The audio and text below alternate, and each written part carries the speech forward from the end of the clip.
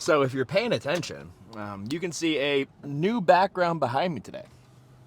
So last time my birthday came around in July, I signed up for a shitload of free rewards for my birthday. Got a ton of those. So in the month of July, I have like 10 different companies that give me free shit. So then this new place opened up here in Fayetteville, Cinnaholic. So I'm like, all right, I have plenty of free food in the month of July. Let's spread this out a little bit. So signed up, said my birthday was in April. Got my, hey, happy birthday, come get a free cinnamon roll. So I'm like, bet, I will 100% come get a free cinnamon roll. The place is so new, and apparently this Cinnaholic franchise is not great from my experience. Customer service was great. The actual franchise itself did not seem like it's run very well.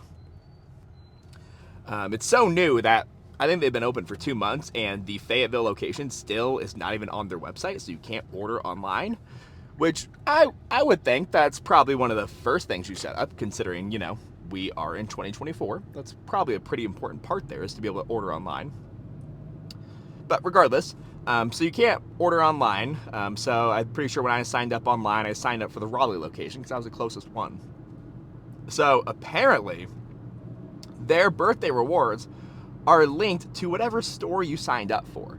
So I got this birthday coupon, and it's, I get there, I'm in line, I'm waiting for like 10 minutes because she can't figure out how to actually do this. She calls her owner and all that.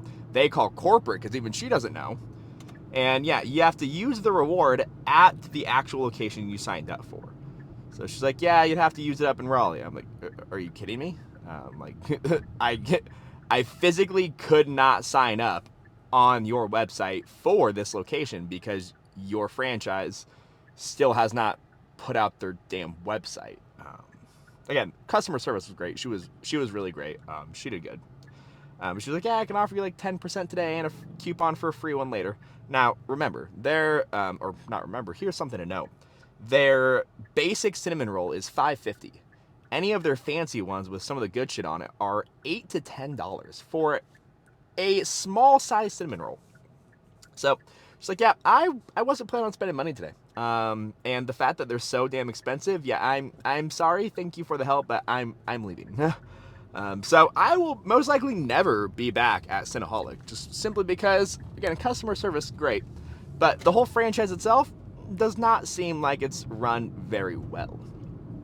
So now I'm going home, sad without my cinnamon roll, but we gotta go to Walmart first anyway, so we may pick something up. But off that, you spent 3 minutes easing you into this video, so little ramp up, and now, boom, quick, I don't got a segue, quick change of pace.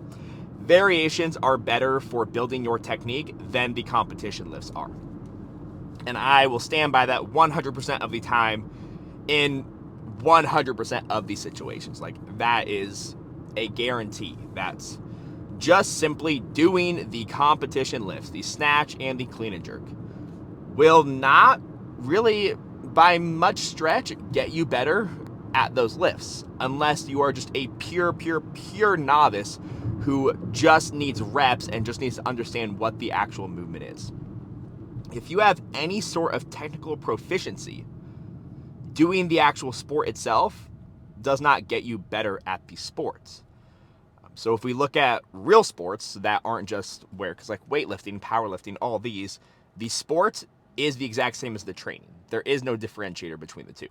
If we look at sports where there is a clear differentiator between sports, practice, and training, to get better at basketball, you don't play the game of basketball. Your practice is not playing the game of basketball. You are doing drills to get better at the game of basketball. Football, same idea. You're breaking up offense, defense into your position groups, and you are practicing. You are not playing the game. You will have elements where you're doing maybe a 7-on-7 or a full team scrimmage, but you are not playing the game to get better at the game. Not in the competition scenario. You're taking elements of the game and doing some drill, doing something to get better at the game.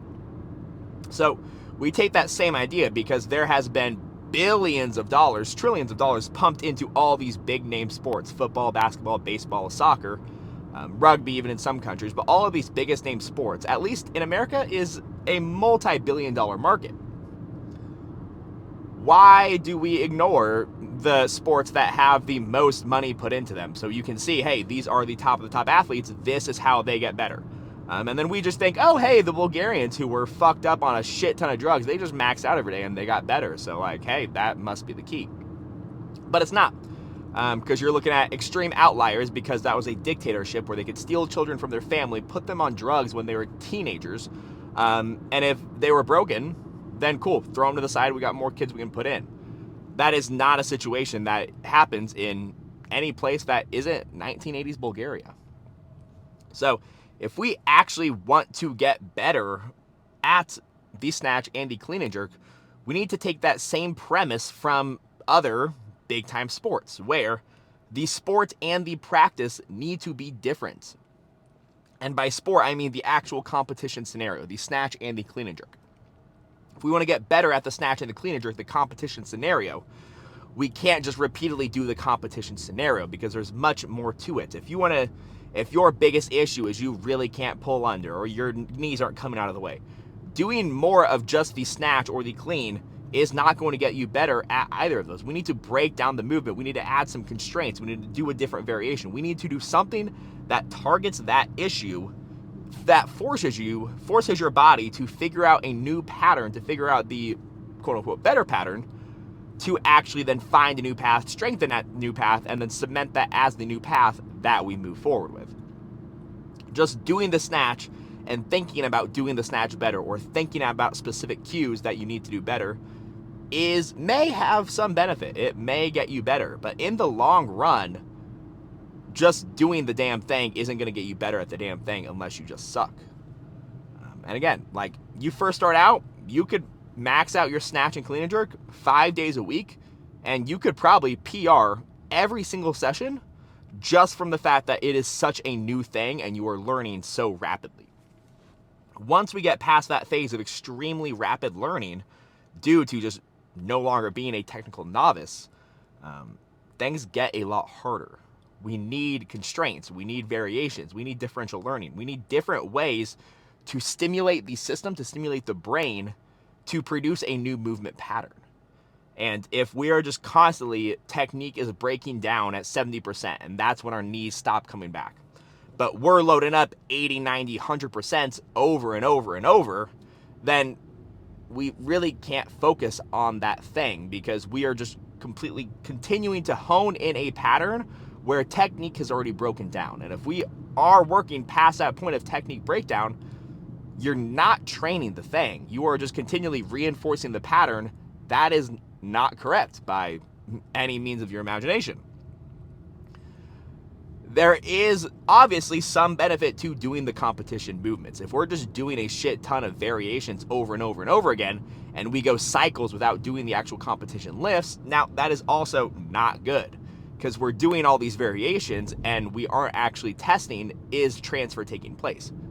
Is all of these variations that we're doing actually carrying over to the thing that matters? At the end of the day, again, it's snatch and clean and jerk, 6 attempts total.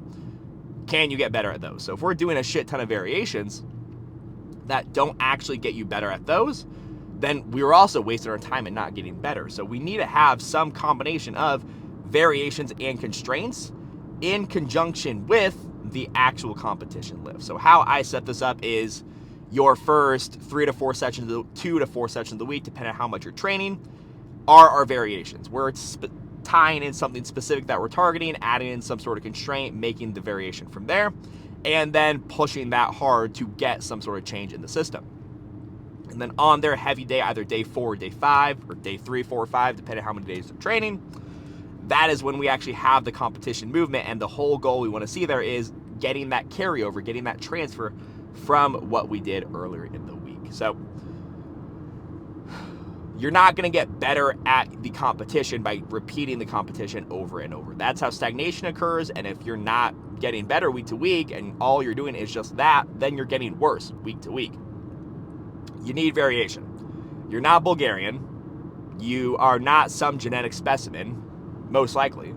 There's a very, very, very few amount of you who are actually pure genetic specimens who can get better without doing a whole lot.